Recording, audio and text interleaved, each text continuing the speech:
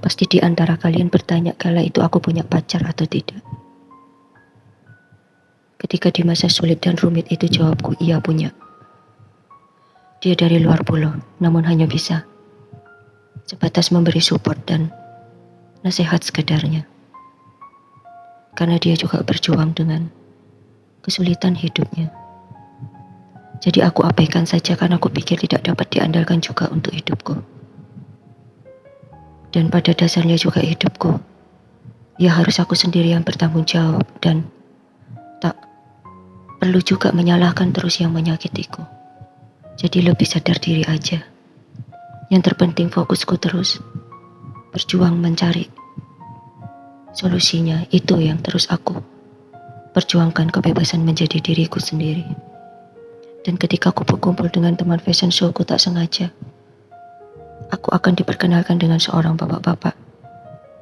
Usia 47 tahun dan dari fotonya terlihat mapan, stabil, berwibawa, berkarisma, terlihat dapat dipercaya dan diandalkan.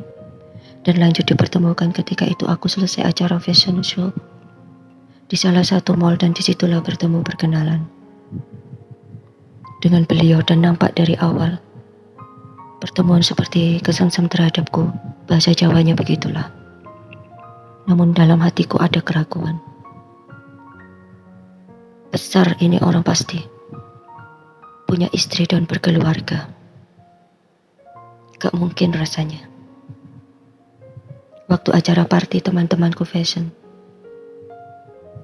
temanku ini mengatakan bahwa beliau ini duda dari luar pulau sedang mencari pasangan. Jadi kalau cocok,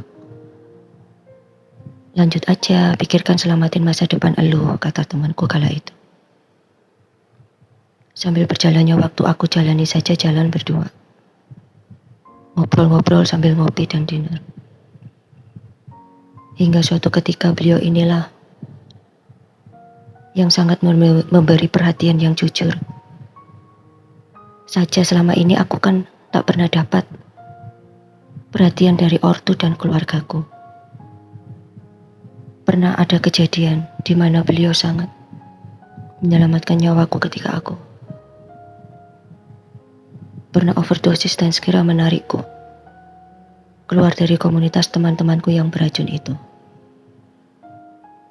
Aku merasa sangat dijaga, dilindungi dan dimanusiakan kala itu. Karena memang aku tak pernah dapat perlakuan yang sebegitu arifnya terhadapku. Sekalipun dari ortuku dan keluargaku, mereka tak peduli.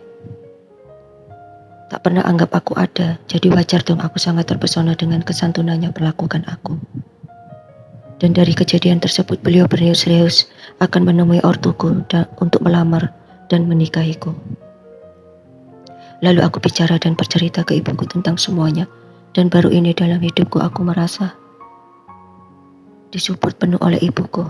Aneh ya, ketika aku ingin kuliah tak disupport.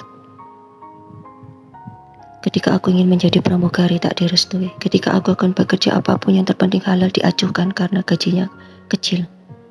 Ketika aku pilih jalanku sendiri malah aku terjerumus ke dunia malam dibiarkan pula oleh ortuku seperti ayam lepas. Kecuali aku mau dalam kendali ibuku, hidupku akan selamat. Dan sekarang pilihan itu diberikan oleh ibuku. Jika aku mau dilamar dan dinikahi beliau, hidupku aman dan selamat. Ya Tuhan, sebegininya pilihan di hidupku ya, isi batinku kala itu. Aku hanya merasa sedih saja kok aku selalu diposisikan tak berdaya terus dan menjadi korban. Yang aku rasakan begitu padahal batinku sangat menolak. Gak adil hidup ini buatku, isi teriakan batinku. Sia-sia semua setelah apa yang aku berusaha perjuangkan. Adil dan bijaksanakah itu semua buatku? Bersambung, mohon maaf lahir dan batin.